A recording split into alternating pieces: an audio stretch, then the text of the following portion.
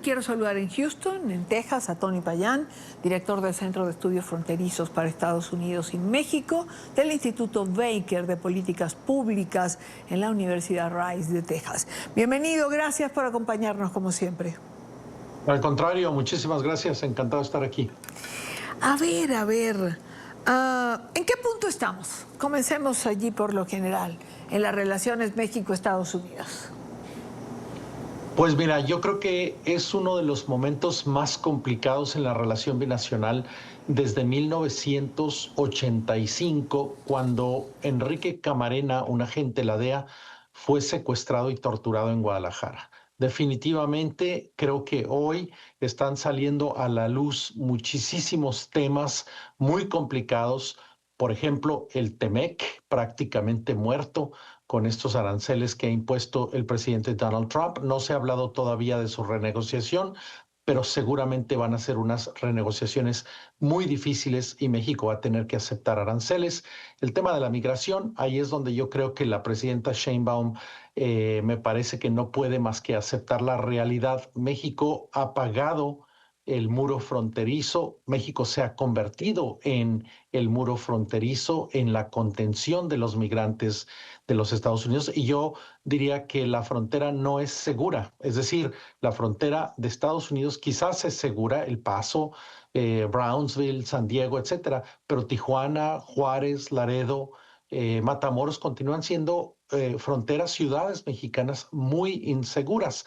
No sabemos a veces de qué habla la presidenta cuando ella dice que la frontera es muy segura. Ciertamente depende de quién se le pregunte y depende de dónde estás. Y el otro tema que me parece súper importante y muy complicado es, por supuesto, el constante goteo de este contubernio entre los cárteles, el crimen organizado en México, el huachicol y los cañonazos de dinero que aparentemente fluyeron del crimen organizado para financiar al partido Morena en México, para financiar la campañas de López Obrador y por supuesto muchísimas otras campañas de Morena en México. Y esta cloaca que se sigue destapando y que sigue dando cosas que dar. Es una situación muy complicada para la presidenta, que además tiene una economía muy estancada, no hay crecimiento en México, los mexicanos han perdido ingreso per cápita, pues entonces aquí la presidenta realmente ya no sabe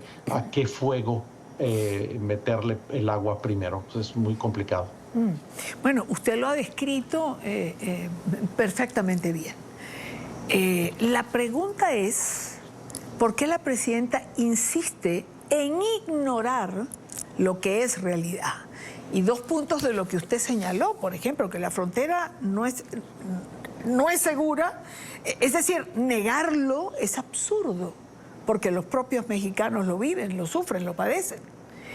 Y luego, que la administración Trump dijera que la presidenta o que México se paraliza en relación con todas estas acusaciones o con el narcotráfico, es una realidad.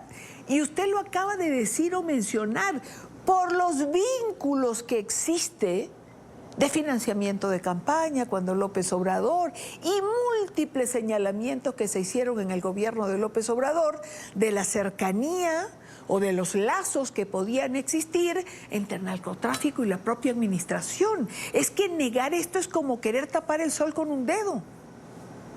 Mira, yo creo que la presidenta Sheinbaum no tiene otra opción. Ella eligió motu proprio continuar con el libreto que le dejó el presidente López Obrador. Ella decidió proteger a todas las relaciones que habían construido ella y el expresidente López Obrador, muchas de ellas evidentemente con las manos ensangrentadas y con las manos sucias, con dinero sucio. Y bueno, pues es una opción que ella tomó y que ahora tiene que pagar las consecuencias. Por supuesto que la presidenta se para todas las mañanas en sus conferencias de prensa y dice una serie de inexactitudes, por llamarles así, pero finalmente pues estamos en un mundo en donde la mendacidad se ha convertido en un instrumento político, en donde tratar de manipular la narrativa, la retórica, la imagen es parte del hacer político cotidiano. Entonces la presidenta está totalmente en esto. Mira, la presidenta en octubre, el 1 de octubre. Ya estamos prácticamente a 2 meses de que cumpla un año y no tiene un solo acierto en su administración. La economía no va bien, el ingreso no va bien, la inversión no va bien, la inflación sigue demasiado alta y castigando a muchísimos mexicanos. El país está golpeado por Washington en muchos aspectos que acabo de describir. Las relaciones exteriores están prácticamente paralizadas. Los mexicanos que viven en el extranjero no tienen la protección que debe tener el país y hoy, por supuesto, hay una andanada de ataques en contra de los críticos del gobierno, periodistas, intelectuales y hasta ciudadanos. Sí, Y, por supuesto, a punto de inaugurar un sistema judicial que definitivamente va a ser un desastre para la inversión absoluto. nacional. ¿Qué puede ser la presidenta? Pues Claro, tratar de manipular claro. la realidad. Claro, la pregunta es hasta cuándo le llega la manipulación, cuándo le va a empezar a cobrar todo lo que usted acaba de describir, la falta de inversión, la inflación, el poco acceso de los ciudadanos al servicio, porque ciertamente goza la presidenta de un gran porcentaje de aceptación dentro de los mexicanos, pero la realidad económica, cuando golpea, golpea, y hasta allí llegó. Mira, yo no le prestaría tanta atención a la popularidad de la presidenta. Evidentemente es algo que los morenistas han dicho, lo dijeron de López Obrador y lo dijeron de la presidenta, que es muy popular. Yo, como politólogo, entrenado en politología, te puedo decir que yo comienzo a sospechar de los métodos y la manera en que se mide el apoyo presidencial, porque hay muchas encuestas que te muestran que hay varias dimensiones que hay que considerar. Si tú le preguntas a los mexicanos en las calles cómo está la seguridad, te dicen que mal, 70%, 80%, 65%. Si les preguntan cómo está la economía, te dicen que mal, la inflación, mal, las condiciones del país, mal. Y luego les preguntas, ¿y qué tal la presidenta, el presidente López Obrador o la presidenta Sheinbaum hoy? Y te dicen, no, pues está bien.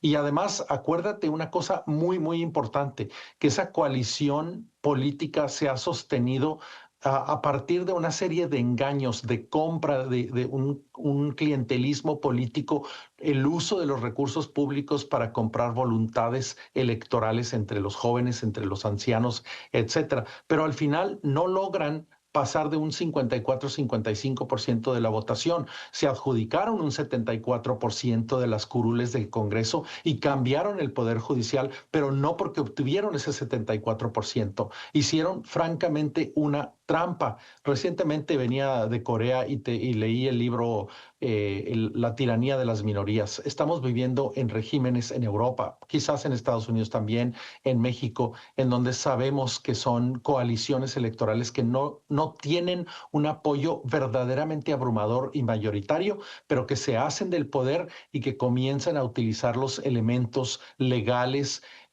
normativos, etcétera, para ir cambiando el régimen. Y yo creo que México en este momento está moviéndose rápidamente a la columna de los regímenes autocráticos, sin el consentimiento real de una mayoría de los mexicanos, sino más bien la manipulación de lo que es francamente la minoría. Te doy un ejemplo para concluir.